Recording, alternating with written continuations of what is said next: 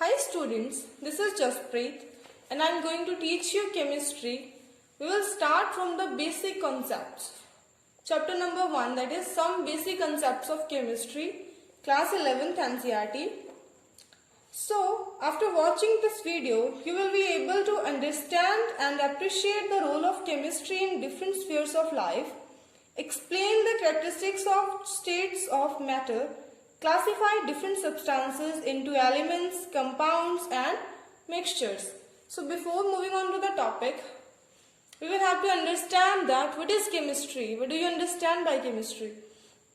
So chemistry is the science of molecules and their transformations. Chemistry basically molecules की और उनकी transformation की science है. It is a science not so much of the 100 elements but of the infinite varieties of molecules that may be built from them. ये सिर्फ कुछ 100 elements की study नहीं है बल्कि एक infinite variety of molecules की study है जो उन 100 elements से build किए जा सकते हैं. Next is basic constituents of matter. What are the basic constituents of matter? Atoms and molecules. Next is importance of chemistry. What is the importance of chemistry in our daily life? Chemistry plays a central role in science. Chemistry science में central role play करती है. Next is chemistry principles are important in diverse area. Chemistry के principles various areas में important होते हैं. कैसे? Weather patterns में, chemical industries में, food and health care products में, fertilizer and pesticides को बनाने में, life saving drugs को बनाने में, synthesizing alternatives of CFCs. What are CFCs? CFCs are refrigerants which are dangerous to our ozone layer. So with the help of chemistry we can find the alternatives of CFCs. So this is the importance of chemistry. Chemistry is also used in many other areas. So this is all about the importance of chemistry. So next is nature of matter. What is matter? Anything which has mass and occupies space. कुछ भी जो मास जिसका एक definite मास होता है और एक definite space को ऑक्यूपाई करे वो क्या होता है? Matter. Example book, pen, water, air etcetera. हमारी सराउंडिंग की सारी चीजें क्या है? मैटर है. Next is forms of matter. कितनी होती है states of matter? Solid, liquid and gas. These are the three states of matter. Solids. What are the properties of solid? Have definite shape and volume. Solids की क्या होती है? Definite shape होती है, definite volume होती है. Particles are very close and in orderly fashion. जो solid के particles होते हैं वो एक दूसरे के बहुत close होते हैं और एक orderly manner में arrange होते हैं. Not much freedom of movement. In particles में movement की इतनी freedom नहीं होती. Next is liquid. Definite volume but not definite shape. Liquids की definite volume तो होती है लेकिन उनकी कोई definite shape नहीं होती है. जिस भी कंटेनर में इन्हें रखा जाता है ये उसी की shape gain कर लेते हैं. Particles are close to each other but can move. जो liquid के particles होते हैं वो close तो होते हैं लेकिन move कर सकते हैं. Next is gas. Gas neither definite volume nor definite shapes. Gases की ना तो definite volume होती है और ना ही definite shape होती है. Particles are far apart and movement is easy and fast. इनके जो particles होते हैं वो एक दूसरे से बहुत दूर दूर होते हैं और इनकी movement जो होती है वो easy होती है and fast होती है. Next, all these three states of matter are interconvertible into each other. ये तीनों states एक दूसरे में interconvertible हैं कंडीशन, टेम्परेचर और प्रेशर के बेस पे. Solid can be convert into liquid on heating and liquid can be convert into gas on heating. The reverse is also true. If cooling is done in gas and it convert into liquid and liquid convert into solid on cooling. So this is the nature of matter. So next is classification of matter. Matter can be basically classified into two categories, mixture and pure substances.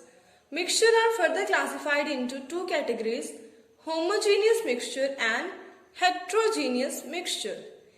Pure substances can further subdivided into two categories, which are elements and compounds.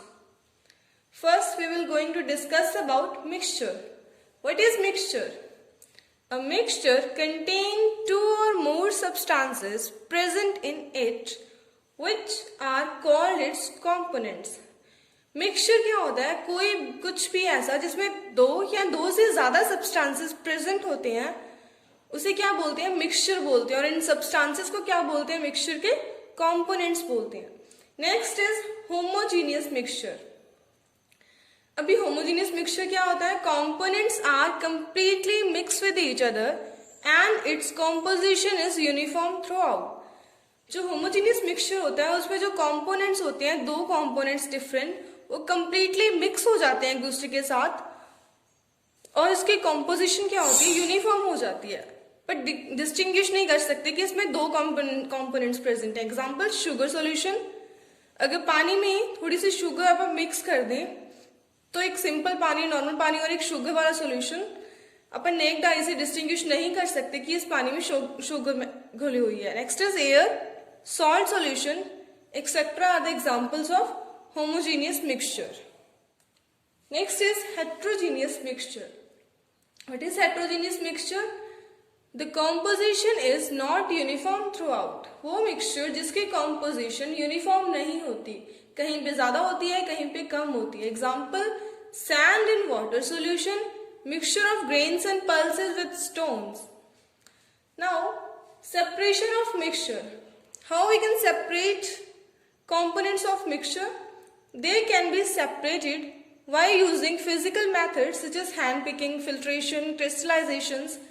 Mixture के components को अपन physical method से separate कर सकते हैं, hand picking से भी, filtration से भी एंड क्रिस्टलाइजेशन से भी। Next is pure substances. They have characteristics different from mixture. Pure substances की कैरेक्टरिस्टिक्स मिक्सचर से डिफरेंट होती हैं। दे हैव फिक्स्ड कॉम्पोजिशन और इनकी एक फिक्स्ड कॉम्पोजिशन होती है through out. Example of pure substances are copper, water, gold, silver. ये सारे क्या है? Pure substances हैं। Next is their constituents cannot be separated by physical methods. इनके constituents को आप physical method से separate नहीं कर सकते।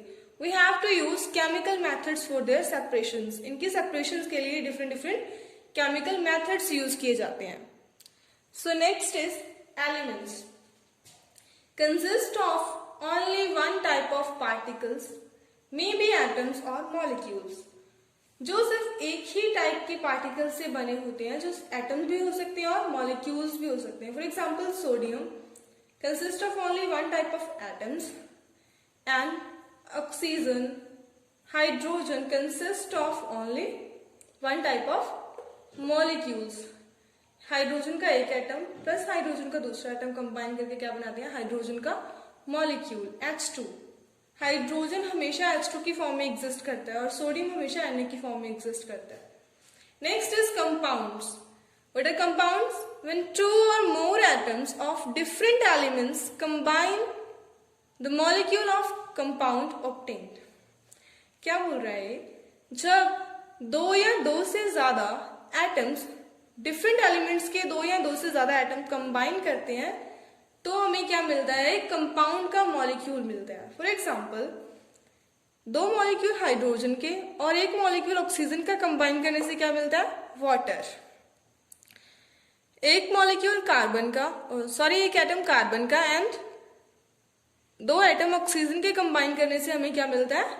Carbon dioxide. Next, properties of compounds are different from its constituent elements. Compound की प्रॉपर्टीज, पूरे कंपाउंड की प्रॉपर्टीज उसके कॉन्स्टिट्यूएंट एलिमेंट्स से क्या होती है? डिफरेंट होती है। For example, hydrogen and oxygen ये दोनों क्या है? गैस। एंड वाटर क्या है? लिक्विड। ऑक्सीजन, अभी as we know that oxygen क्या करता है? Support burning. ऑक्सीजन तो बर्निंग को सपोर्ट करता है, लेकिन ऑक्सीजन से मिलके बना हुआ वाटर क्या करता है? Used as a fire extinguisher. वो क्या करता है? वो आग को बुझाने में काम आता है। सो This is for now, students. If you find this content useful, then don't forget to like and subscribe. Thank you.